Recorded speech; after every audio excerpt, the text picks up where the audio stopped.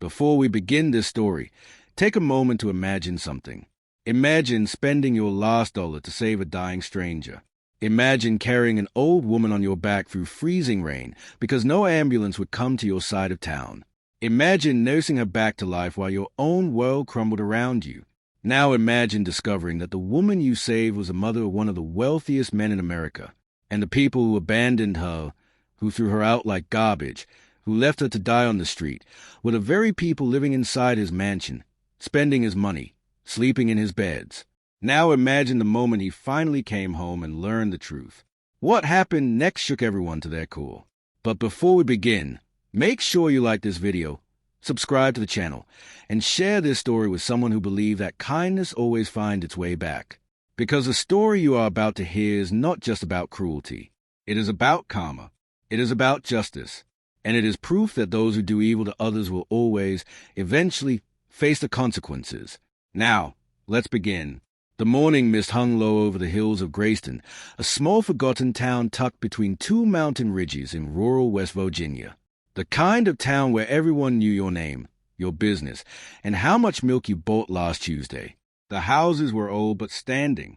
The streets were cracked but walkable. And the people were poor but proud. At the far end of Cedar Lane, past the rusted mailboxes and overgrown fences, stood a small white house with green shutters. The paint was peeling in places. The porch steps creaked when you walked on them. But the flowers in the front yard were always fresh, always cared for, always blooming. That was Clara Bennett's house. Clara woke up that morning the same way she had woken up every morning for the past 9 years. Before the sun, before the birds, before the rest of the world remembered that Grayston even existed. She lay still for a moment, staring at the ceiling. The familiar crack ran diagonally across the plaster like a river on a map she had memorized. The house was quiet, too quiet sometimes. But Clara had learned to live with silence. It had become her companion after everything else had left. She sat up slowly and placed her bare feet on the cold wooden floor. The chill shot through her ankles, but she was used to it. Winter in Grayston did not ask permission before arriving. It simply came and stayed too long. Clara walked to the small bathroom and splashed cold water on her face. She looked at herself in the mirror. Brown eyes, tired but steady. Dark hair pulled back in a simple ponytail. Her face was still young, only 32, but the lines around her eyes told a different story. They told the story of a woman who had been carrying weight for a very long time. She dressed quickly, light blue scrubs, worn sneakers, and a thick coat that had seen better winters. From the kitchen counter, she grabbed the small lunch bag she had packed the night before. One sandwich, one apple, one bottle of water. It was not much, but it was enough. Clara Bennett was a nurse. Not the kind who worked in big city hospitals with shining floors and automatic doors. She was a home care nurse. She drove from house to house across Grayston and the surrounding areas, checking on elderly patients, changing bandages, monitoring medications, holding hands when there were no hands left to hold. The pay was terrible. The hours were long. And most of her patients could barely afford the treatment she recommended. But Clara never complained. She had chosen this life. Or maybe this life had chosen her. Her mother had been a nurse too. Martha Bennett had spent 30 years serving the people of Grayston before cancer took her 5 years ago. On her deathbed, she had held Clara's hand and whispered something that Clara carried with her every single day. Take care of the ones the world forgets. Baby, because God is always watching, even when nobody else is. Clara locked the front door behind her and stepped into the cold morning air. Her old pickup truck sat in the driveway, dented and faded but reliable. She climbed inside, turned the key twice before the engine grumbled to life, and pulled out onto the empty road. The town was still asleep. Street lights flickered weakly. A stray dog trotted along the sidewalk near the post office. The diner on Main Street had not yet turned on its lights. Clara drove slowly through the fog, her headlights cutting soft tunnels through the gray. She had 4 patients to visit today. Mrs. Henderson needed her insulin checked. Old Mr. Franklin needed his wound dressing changed. The twins at the group home needed their vitals recorded.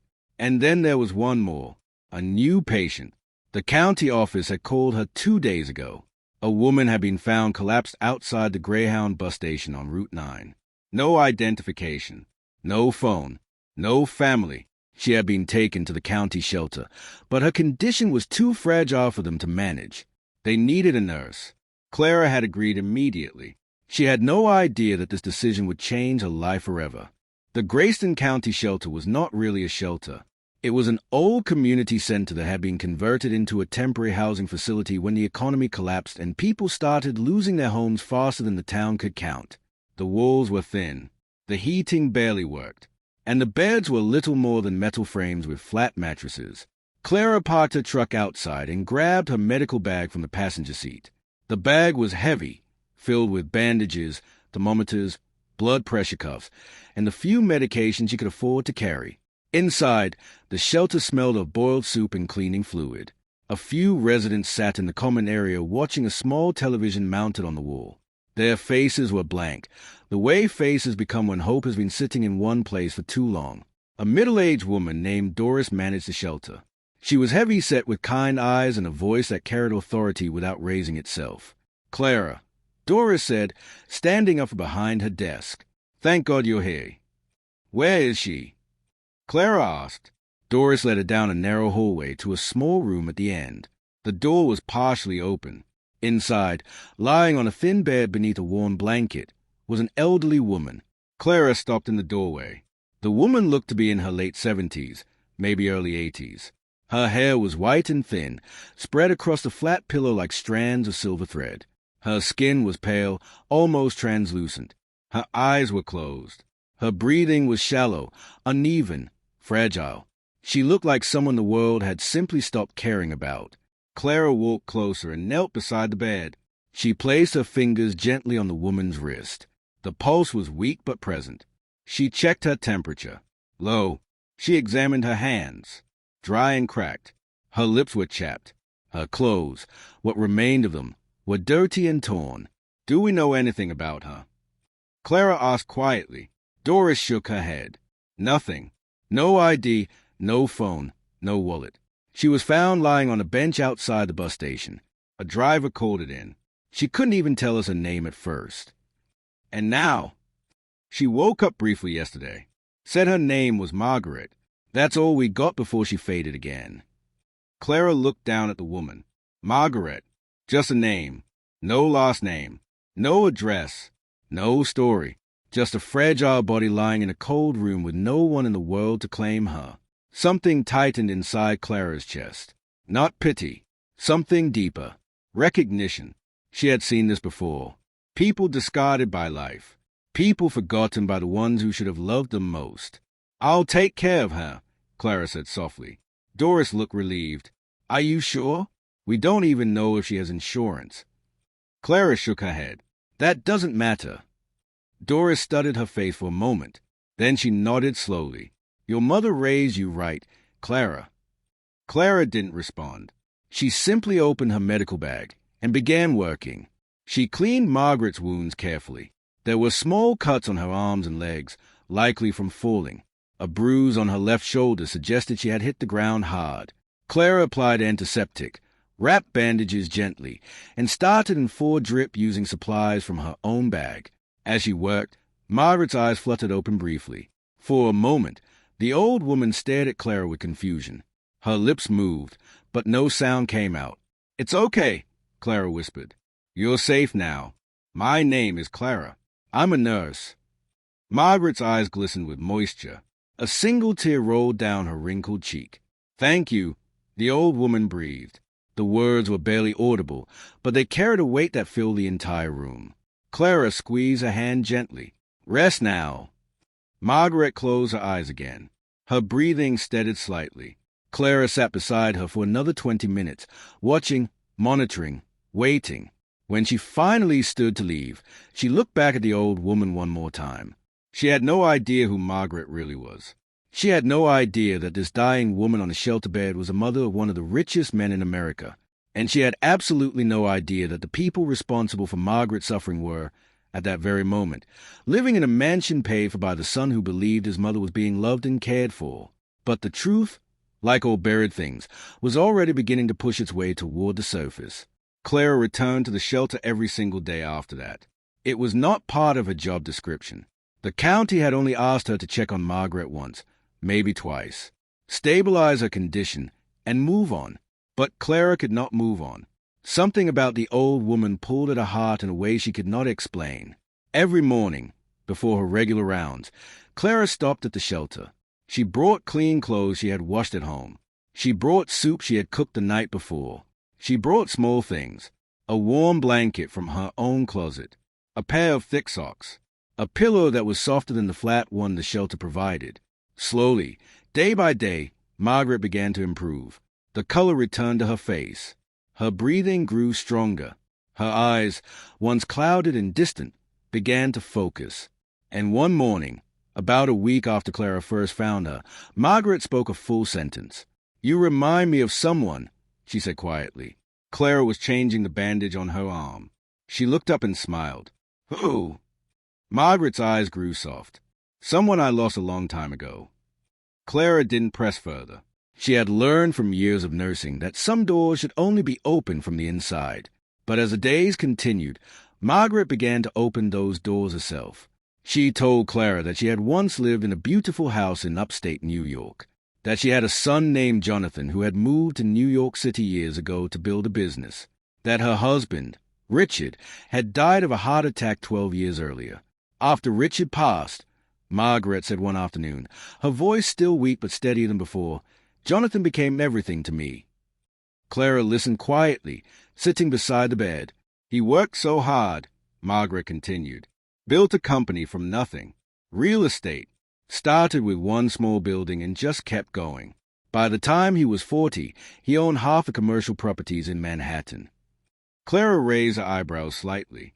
"That's incredible." Margaret smiled faintly. "He was always smart, even as a boy. His father used to say Jonathan could sell sunlight to the sun." Clara laughed softly. "He sounds wonderful." "He was," Margaret said. Then her expression changed. A shadow passed over her face. "Until he married her." The word "her" came out differently, colder, heavier, like a stone dropped into still water. Clara noticed immediately but said nothing. Margaret continued slowly. "Rebecca, she was beautiful, polished, the kind of woman who walks into a room and everyone stops talking. Jonathan fell in love instantly. I tried to warn him." "Warn him about what?" Clara asked gently. Margaret's eyes hardened slightly. "That some people don't love you. They love what you can give them." Clara felt something stir inside her chest. She had heard those words before. Not exactly the same, but the same truth dressed in different clothes. "But Jonathan didn't listen," Margaret said. "He married her within 6 months. Then his sister, Victoria, moved in with them, and everything changed." Margaret went quiet. Her eyes drifted toward the small window. Outside, snow was beginning to fall. Soft, white, silent. "Changed how?" Clara asked softly. Margaret turned back to her. "They turned my son against me." The words landed in the room like something breakable hitting the floor. "At first, it was small things," Margaret continued. "Rebecca would make comments about my clothes, about the way I spoke, about how I didn't fit into their new life. She told Jonathan I was too old-fashioned, that I embarrassed him at dinners." Clara's jaw tightened slightly, but she kept her expression neutral. Then Victoria joined in. "She moved into the house, and suddenly I was the outsider. They whispered about me. They laughed when I wasn't looking. They stopped inviting me to family events." Margaret's voice trembled now. "One day, Jonathan called me. His voice sounded different, distant. He said he thought it would be better if I moved somewhere quieter, away from the city." "He asked you to leave?" Clara asked, disbelief creeping into her voice. Margaret nodded slowly. "He said it was for my health." But I could hear her voice in the background, coaching him, telling him what to say. Clara felt anger rising inside her, but she controlled it. This was not about her emotions. This was about Margaret. "So what happened?" Clara asked. Margaret took a deep breath. "They moved me to a small apartment in a town I didn't know. At first, Jonathan sent money. He called every week. He promised to visit." She paused, but the calls became shorter, then less frequent. Then they stopped entirely. Clara placed her hand gently over Margaret's. "The money stopped too," Margaret said. I called Jonathan's phone. Rebecca answered. She told me Jonathan was busy. She told me to stop calling. She said I was being a burden. Tears began streaming down the old woman's face. A burden, she repeated, as if the word itself was a wound that had never healed. I raised that boy with these hands. I worked 2 jobs to keep him in school. I sold my jewelry so he could go to college. And his wife called me a burden. Clara squeezed her hand tighter. You are not a burden, Margaret. The old woman looked at her with eyes full of pain. The apartment lease ran out. I couldn't pay. They evicted me. I had nowhere to go. No money. No family. Nobody. She paused again, her voice barely above a whisper. I've been on the streets for 4 months, Clara. 4 months. Sleeping on benches. Eating from shelters. Walking until my legs gave out. Clara felt her own eyes filling with tears, but she blinked them away. She could not cry. She needed to be strong. Does Jonathan know? Clara asked. Margaret shook her head. I tried calling. The number was changed. I wrote letters. No reply. I believe Rebecca and Victoria made sure nothing reached him. Clara sat in silence for a long moment. The snow continued falling outside. The room felt smaller, heavier, colder. Margaret, Clara said finally, you are not alone anymore. The old woman looked at her. I don't have much, Clara continued, but I have a spare room. It's small. The bed is old, but it's warm and it's clean and no one will ever throw you out of it. Margaret stared at her in disbelief. You would do that for me? Yes. But you don't even know me. Clara smiled softly. I know enough. For the first time since Clara had found her in the shelter, Margaret's face broke into something close to a smile. Not a full smile. More like a crack in a wall that had been standing too long. A crack that let light through. That afternoon, Clara drove Margaret to her small house on Cedar Lane. She helped her up the porch steps carefully, one at a time. She guided her inside and settled her into the spare room. The room was simple. A single bed with a quilt Clara's mother had made. A small nightstand with a lamp. A window that overlooked the garden. Margaret sat on the bed and ran her fingers over the quilt. This is beautiful. My mother made it, Clara said. She would have wanted someone to use it. Margaret looked up at her. Her eyes were shining. Your mother raised a good woman. Clara felt her heart tighten. She tried. That night, after Margaret had eaten her first home-cooked meal in months, Clara sat on the porch alone. The stars were out. The air was cold but still. The mountains stood dark and quiet against the sky.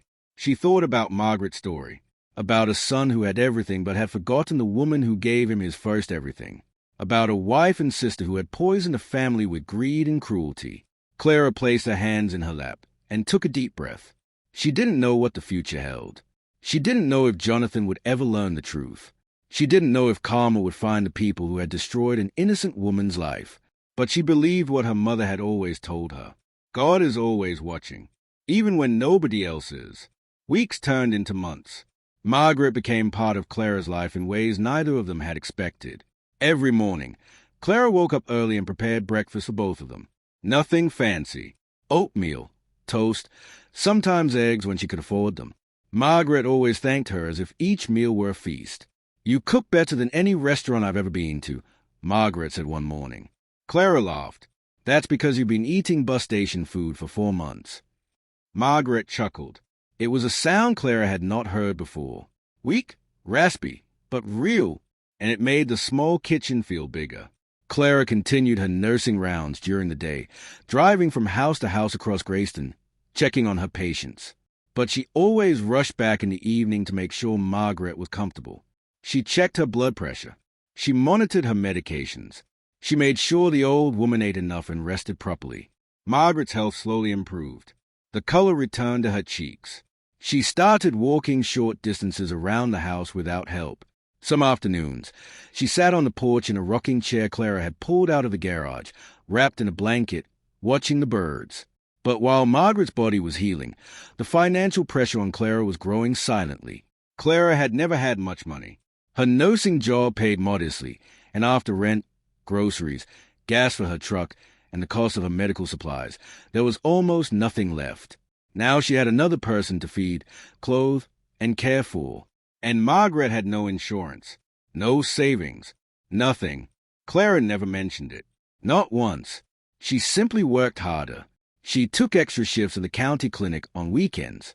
She picked up odd jobs where she could. Some weeks, she skipped her own lunch so Margaret could have a fuller plate. One evening, Margaret noticed. "Clara," she said gently, "you didn't eat dinner." "I ate at the clinic," Clara lied quickly. Margaret studied her carefully. Her eyes, old but sharp, saw through the lie immediately. "You're struggling because of me," Margaret said quietly. "No," Clara replied. "Don't lie to an old woman, child. I've lived long enough to recognize sacrifice when I see it." Clara looked at her for a long moment. Then she sat down and sighed. "It's tight," she admitted, "but we're managing." Margaret's eyes filled with tears. "I'm a burden." "Don't you ever say that word again," Clara said firmly. "You are not a burden. You are family." The word family hung in the air between them. Margaret blinked. Nobody had called her family in a very long time. "You barely know me," Margaret whispered. "I know that you're kind. I know that you're strong. And I know that you deserve better than what this world gave you." Margaret reached for Clara's hand. Her fingers were thin and fragile, but her grip was surprisingly firm.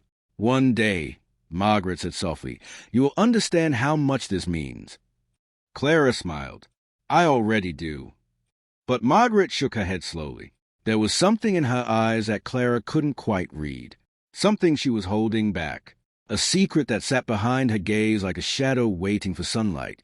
"No," Margaret whispered. "Not yet, but you will." Spring arrived in Grayston the way it always did. Slowly, reluctantly, as if the season itself wasn't sure the town deserved it. The snow melted. Green began pushing through the brown. Birds returned to the trees along Cedar Lane. The air softened. Margaret had been living with Clara for nearly 5 months now. Her health had improved dramatically.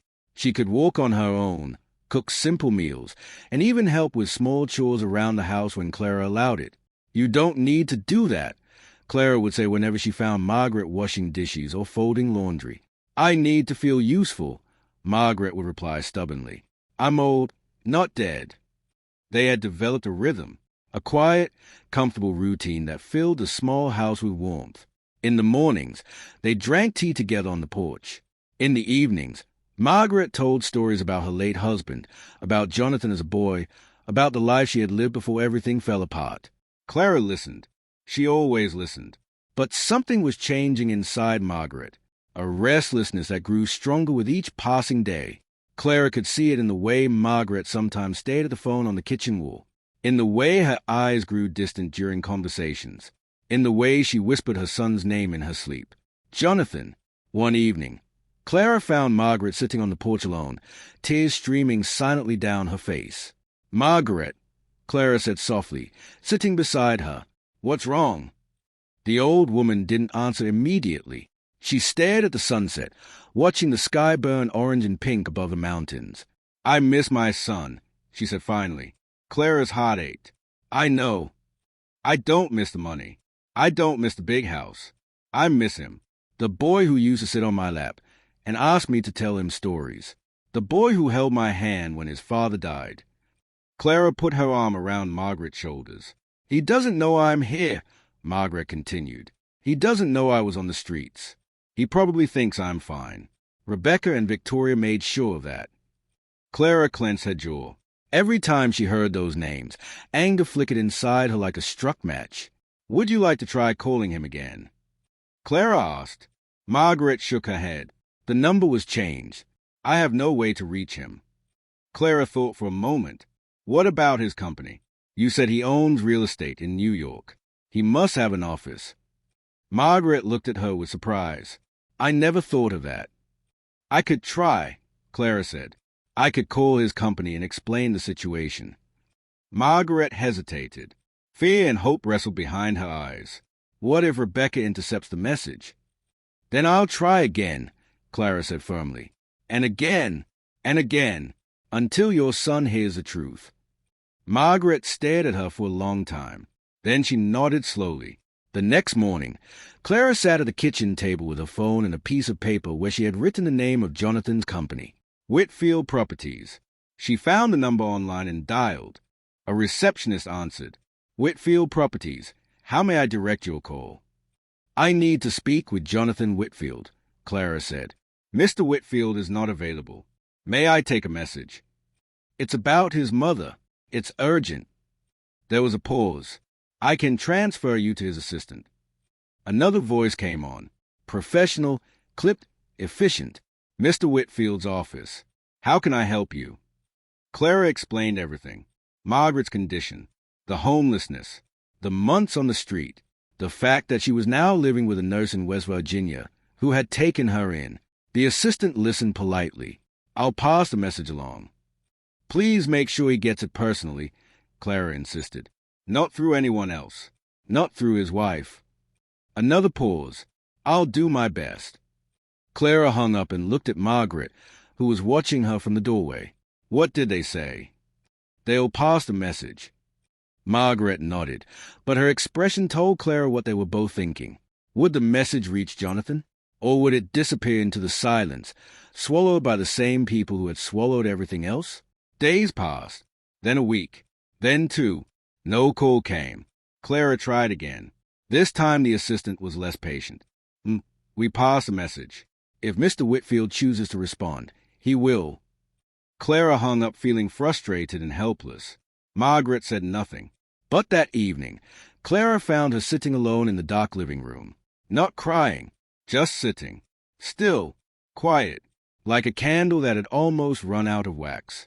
He didn't call, Margaret said softly. He might not have received the message, Clara replied. Rebecca controls everything around him. She probably intercepted it. Margaret shook her head. Or maybe he just doesn't care anymore. Don't say that. Margaret looked at her with ancient eyes. Clara, I appreciate everything you've done. More than you will ever know. But maybe some things are just broken beyond repair. Clara knelt in front of her and took both her hands. Listen to me, Clara said, her voice steady and strong. Your son loved you once. Real love doesn't disappear. It gets buried. It gets hidden. But it does not die. And I promise you, the truth will come out. Margaret stared at her. How can you be so sure? Clara thought of her own mother, of the sacrifices, of the kindness that never expected anything in return. Because the world is a way of correcting itself, Clara said. People who do evil don't escape forever, and people who do good are never forgotten. Margaret's lip trembled. Then she squeezed Clara's hands and whispered, I believe you.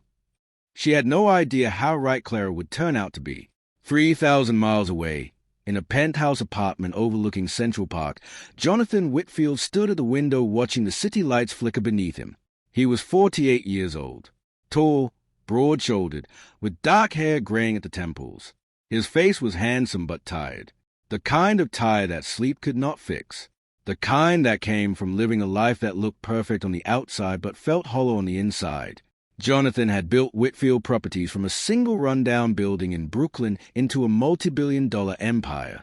He owned skyscrapers, shopping centers, luxury hotels, and residential towers across the eastern seaboard. Forbes had featured him 3 times. Business magazines called him a genius. But tonight, standing alone in his penthouse, he did not feel like a genius. He felt like a man who had lost something important and couldn't remember where he had put it. Behind him, the apartment was alive with noise. His wife, Rebecca, was on the phone in the living room, her voice sharp and confident as she discussed plans for a charity gala she was hosting. The event would cost more than most families in Grayston owned in a decade. His sister, Victoria, sat in the dining room scrolling through her phone. She had moved into the penthouse 4 years ago and had shown no intention of leaving. She spent her days shopping, attending social events, and managing what she called a family's image. Jonathan's relationship with both women had become something he no longer understood. They were always present, always busy, always talking. But somehow, the apartment always felt empty. He thought about his mother. He hadn't spoken to Margaret in months. Maybe longer. He couldn't remember exactly when the calls had stopped. Somewhere between a deal closing and a flight to London, the habit of calling her had simply faded. Rebecca had assured him everything was fine. I called her last week. Rebecca had said casually one evening when he asked. She's doing well. She told me to tell you not to worry. She said she prefers to be left alone. Victoria had added, you know how she is. Independent. Jonathan had accepted those words. He had wanted to believe them because the alternative was too painful to consider. The alternative meant he had failed his mother. And Jonathan Whitfield did not fail. But tonight, something nagged at him, a feeling he couldn't place, a quiet whisper at the back of his mind that something was wrong. He pulled out his phone and dialed the number he had for his mother. The automated voice told him what it always told him. The number you are trying to reach is no longer in service. He frowned. He had meant to look into that. He had meant to get her a new phone. But there was always another meeting, another deal, another distraction. Jonathan! Rebecca's voice came from behind him. Are you coming to bed? He turned. His wife stood in the doorway in a silk robe, her blonde hair falling perfectly over her shoulders. She was beautiful. She had always been beautiful. But lately, he noticed the beauty felt like a wall rather than a window. In a minute, he said. She studied him briefly. You look tired. Then come to bed. He nodded, but before he moved, he asked, when was the last time you actually spoke to my mother? Rebecca blinked. Just once. A fraction of a second. But Jonathan noticed. Last month, she said smoothly. She's fine. I told you. I want to visit her, Jonathan said. Another blink. Visit her? Now. You have the Tokyo meeting next week. After Tokyo? Rebecca forced a smile. Of course. Whatever you want. She turned and walked away. But as she disappeared down the hallway, Jonathan saw something in her posture that made his stomach tighten. Something stiff. Something careful. Something that looked like fear. Jonathan's trip to Tokyo lasted 10 days. When he returned, exhaustion hung on him like a wet coat. But the nagging feeling had not gone away. If anything, it had grown louder. The morning after he landed, he sat in his office at Whitfield Tower in Manhattan. The city stretched endlessly below him through floor-to-ceiling windows. His assistant, a young woman named Sarah, placed a stack of documents on his desk. Welcome back, Mr. Whitfield, she said. Your schedule for the week is in your inbox. Thank you, Sarah. She hesitated at the door. Was there something else? He asked. Sarah shifted slightly. Sir, a few weeks ago, someone called about your mother. Jonathan looked up immediately. What? A woman called. She said she was a nurse. From West Virginia. She said your mother had been homeless and was now living with her. The room seemed to tilt. Why wasn't I told about this? Jonathan asked, his voice dangerously quiet. Sarah swallowed. I passed a message to Mrs. Whitfield. She told me she would handle it. She said it was probably a scam. Jonathan felt ice spreading through his veins. A scam? Yes, sir. She said people often try to take advantage of your family name. Jonathan stood slowly, his hands pressed flat against the desk. Sarah, give me that nurse's number. I have it in my file. I'll get it right away. 2 minutes later, Jonathan was dialing the number. His heart hammered against his ribs. The phone rang 3 times before someone answered. Hello. A woman's voice, tired but warm. Is this Clara Bennett? Yes. Who is this? Jonathan took a breath. My name is Jonathan Whitfield. I believe you called about my mother. Silence. Then Clara's voice came back, careful but strong. Mr. Whitfield, your mother has been living with me for over 5 months. I found her collapsed at a bus station. She had been homeless for 4 months before that. She had nothing. No money, no phone, no one to help her. Jonathan felt the room spinning. That's impossible. It's not impossible. It's the truth. My wife said she was fine. She said she spoke to her. There was a pause on the other end. Then Clara said quietly, Mr. Whitfield, your wife lied to you. The sentence hit him like a freight train. Your mother was abandoned, Clara continued. The money you sent stopped reaching her. The apartment lease ran out. She was evicted. She was sleeping on benches. She nearly died. Jonathan's knees buckled. He sat down heavily in his chair. His hands shook as he held the phone. "Is she alive?" he asked. His voice cracked. "She's alive," Clara said. "She's with me. She's recovering. But she's heartbroken, Mr. Whitfield. She tried to reach you. The number was changed. Letters never arrived. She believes you forgot about her." "I didn't forget her," Jonathan whispered. "I didn't know." "Then you need to come," Clara said firmly. "You need to come see your mother, and you need to see the truth for yourself." Jonathan didn't hesitate, not for a single second. "Give me the address," he said. "I'm coming today." The drive from New York to Grayston, West Virginia, took 7 hours. Jonathan drove himself. No driver, no assistant, no one. He needed the silence. He needed the time to think. His mind raced the entire way. Images played on a loop. His mother's face, her voice on the phone, her laugh, the way she used to cook Sunday dinners and insist everyone sit at the table together. "Family eats together," she always said. "That's how love stays alive." When had he last sat at a table with her? When had he last heard her laugh? The guilt pressed down on his chest like a boulder. Every mile he drove made it heavier. By the time he reached Grayston, the sun was setting. The town was small, quiet, and unfamiliar. He drove slowly through the main street, past the diner, past the post office, past the old church with a white steeple. He followed the GPS to Cedar Lane. The houses grew smaller, older, simpler. At the very end, he found the address Clara had given him. A small white house with green shutters and flowers in the front yard. Jonathan parked the car and sat there for a moment. His hands gripped the steering wheel. His heart pounded. Then he opened the door and stepped out. The porch light was on. Clara must have been expecting him. The front door opened before he reached the steps. Clara stood in the doorway. She was exactly what her voice had suggested. Simple, strong, steady. Her blue scrubs were slightly wrinkled. Her face was tired, but her eyes were sharp.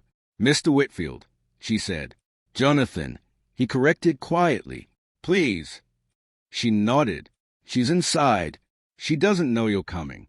I didn't want to tell her in case." "In case I didn't show up," he finished. Clara held his gaze. "Yes." He understood.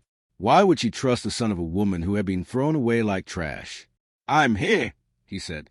Clara stepped aside. Jonathan walked into the small house. It was warm. It smelled of lavender and something cooking on the stove. The furniture was old but clean. Books lined a small shelf near the window. Everything about the house spoke of care, not wealth. Clara led him down a short hallway to a room at the back. The door was slightly open. Soft lamplight spilled through the gap. "She's in there," Clara whispered. "Be gentle. She's still fragile." Jonathan nodded. His throat was so tight he could barely breathe. He pushed the door open slowly. Margaret was sitting up in bed, reading a book. Her white hair was combed neatly. She wore a clean nightgown. The quilt Clara's mother had made was spread across her lap. She looked up. For 1 second, confusion crossed her face. Then recognition. Then disbelief. Then something that shattered every wall Jonathan had ever built. "Jonathan," she whispered. He was already crying. "Mom." He crossed the room in 3 steps and fell to his knees beside the bed, his arms wrapped around her, carefully, gently, as if she might break. "I'm sorry," he said. His voice broke completely. "I'm so sorry." Margaret's hands trembled as they touched his face. She held his cheeks, studying him like she was making sure he was real. "You came," she said softly. The disbelief in her voice cut deeper than any knife. "I didn't know," he sobbed. "Mom, I swear I didn't know." "I tried to call you," she said, tears streaming down her face. "The number was changed." "They changed it," Jonathan said, his voice turning hard. "They told me you were fine. They told me you wanted to be alone." Margaret shook her head slowly. "I never wanted to be alone." Jonathan held her hands tightly. He looked at them, thin, wrinkled, cracked from months of exposure. These were the hands that had raised him, fed him, protected him, and he had let them suffer. "I failed you," he said. "No," Margaret whispered. "You were deceived." "That's no excuse." Margaret placed her hand gently on his head. "You're here now. That's what matters." They held each other for a long time. Neither spoke. The small room filled with the sound of quiet crying, and something even quieter, the sound of a broken family beginning to mend. Clara stood in the hallway, listening. Her own tears fell silently. She wiped them quickly and walked back to the kitchen. She put the kettle on and sat down at the table. Her hands rested in her lap. For the first time in months, the weight on her shoulders felt lighter. She had kept her promise. She had taken care of the one the world forgot. And now, finally, the truth had come home. Jonathan stayed in Grayston for 3 days. He slept on Clara's couch. He ate her simple meals. He sat with his mother for hours, listening to every detail of what she had endured. Each revelation hit him like a hammer blow. The money he had sent every month. Thousands of dollars. Rebecca and Victoria had taken all of it. They had told Margaret the payments had stopped. They had told Jonathan his mother was comfortable and independent. The phone number change. Rebecca had arranged it, claiming it was for security purposes. She had given Margaret no way to reach her son. The apartment eviction. When the lease ran out and Margaret could not pay, no one came. No one called. No one cared. The letters Margaret had written, Victoria had intercepted them. Every single one. Jonathan listened to all of it. His face grew darker with each detail. His fists clenched beneath the table. But he did not shout. He did not break things. He sat still and absorbed every word, because he needed to feel it. He needed to carry the weight of what had been done in his name. On the third evening, Jonathan sat with Clara on the porch. The night was clear and cold. Stars scattered across the sky like spilled diamonds. "I don't know how to thank you," he said. Clara shook her head. "I didn't do anything special. You saved my mother's life. I did what anyone should have done." Jonathan looked at her. "That's a problem. Clara, most people wouldn't have. Most people would have walked past her on that bench. You didn't." Clara stared at the mountains in the distance. "My mother taught me that kindness is never wasted, even when it costs you something. Your mother was a wise woman." She was. They sat in comfortable silence for a moment. Then Jonathan spoke again. "I'm going back to New York tomorrow." Clara nodded. "I need to deal with this," he said. His voice carried something dangerous. Not rage. Something colder. Resolution. "What will you do?" Clara asked. Jonathan looked at her with eyes that had changed completely in 3 days. The tired billionaire who had arrived at her doorstep was gone. In his place was a man who had seen the truth and would never unsee it. "Everything," he said. Jonathan returned to Manhattan on a Tuesday morning. He did not go home first. He went directly to his office at Whitfield Tower. His assistant Sarah met him at the elevator. "Good morning, Mr. Whitfield. Your wife called 3 times this morning." "I'm sure she did," Jonathan replied. "Hold all my calls." He sat behind his desk and made a series of phone calls. His lawyer, his accountant, his head of security. Each call was brief, precise, and devastating. Within 2 hours, a forensic accountant had been instructed to trace every dollar Jonathan had sent for his mother's care over the past 4 years. Within 4 hours, the results confirmed what he already knew. Rebecca and Victoria had redirected every payment into their personal accounts. Over $2 million, spent on designer clothes, luxury vacations, spa treatments, and jewelry. Jonathan stared at the numbers on the screen. His hand trembled slightly, not from weakness, from control. He was holding back a fury that could have torn the building apart. That evening, he went home. The penthouse was immaculate as always. Fresh flowers on every surface. Music playing softly. The smell of expensive perfume. Rebecca greeted him at the door. "Jonathan, darling, I was worried about you. Where have you been?" Victoria appeared from the living room. "We tried calling. You didn't answer." Jonathan looked at both of them. His expression was calm, terrifyingly calm. "Sit down," he said. Something in his tone made them obey immediately. They sat on the white leather couch. Jonathan remained standing. "I found my mother," he said. The room temperature seemed to drop 10 degrees. Rebecca's face flickered. Just once. A flash of fear she couldn't quite hide. "Your mother?" she said. "That's wonderful. Where is she? In West Virginia. Victoria frowned. West Virginia? What is she doing there? Recovering, Jonathan said, from homelessness. Silence. Heavy. Absolute. I don't understand, Rebecca said, her voice carefully controlled. Let me help you understand, Jonathan replied. He pulled out a folder and placed it on the coffee table. Inside this folder is a complete financial audit of every dollar I sent for my mother's care over the past 4 years. Rebecca's eyes widened. $2.3 million, Jonathan said. Not a single cent reached her. Every penny went into your personal accounts. Victoria's face went pale. You changed my phone number so she couldn't call me, Jonathan continued. You intercepted her letters. You let her apartment lease expire. You left her on the street. Rebecca opened her mouth. Jonathan, you have to understand. Understand what? His voice rose for the first time. That you stole from my mother? That you lied to my face for years? That while you were wearing diamonds and drinking champagne, my mother was sleeping on a bench? Victoria tried to stand. This is a misunderstanding. Sit down, Jonathan commanded. His voice was ice. She's Saturday. You want to know what happened while you were spending her money. Jonathan said.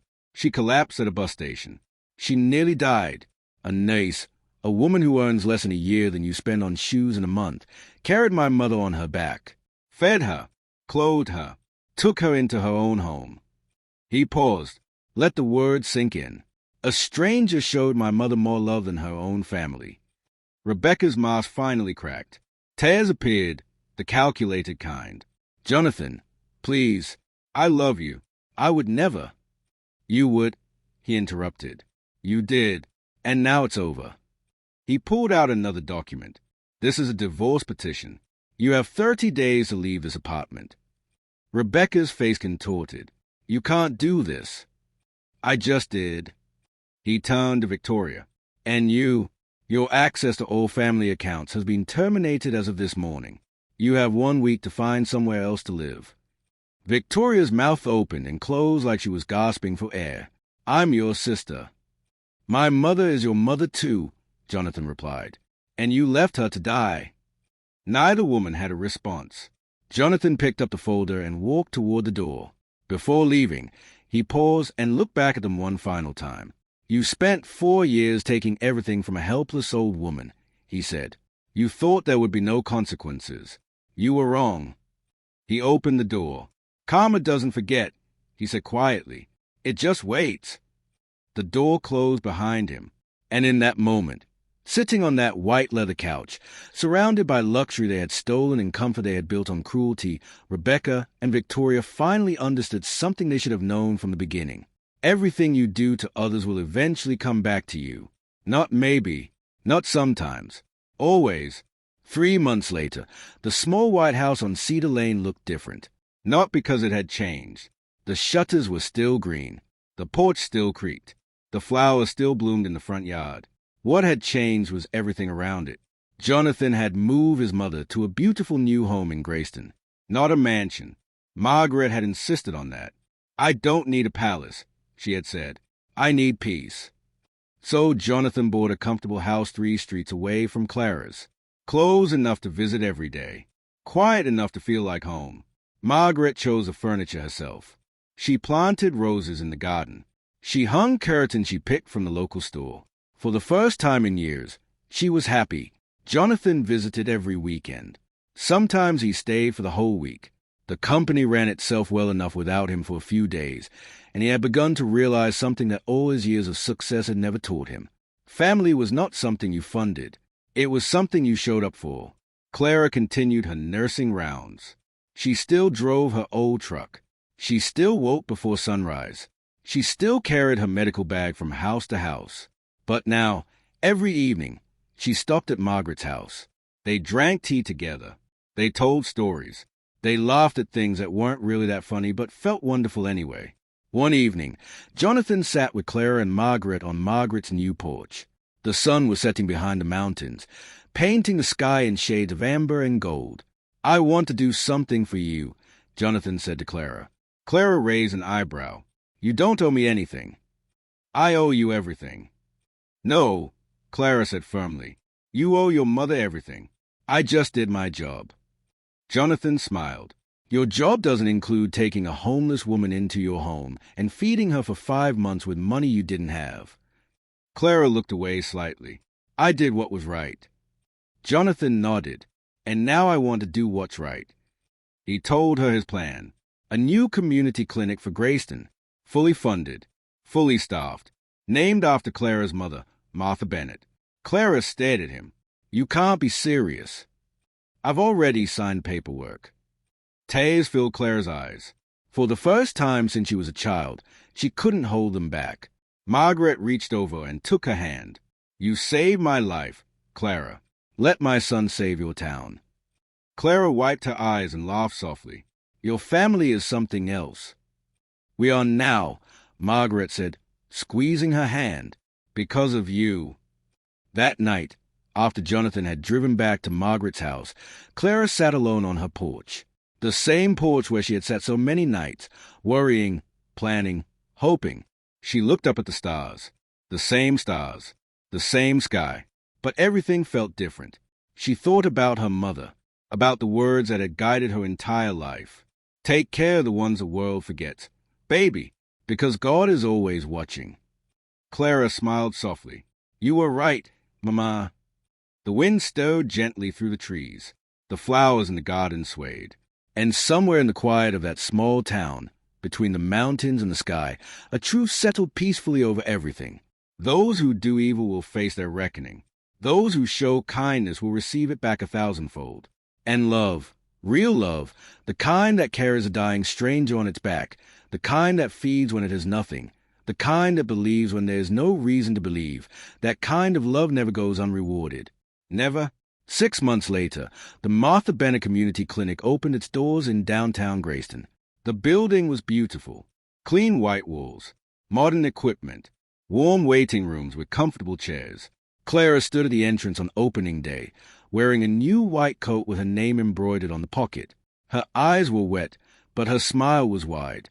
Margaret stood beside her, healthy and strong, her white hair shining in the sunlight. Jonathan stood behind them both, watching quietly, proudly. The entire town had come. Mrs. Henderson was there. Old Mr. Franklin was there. The pastor from the church. The woman from the shelter.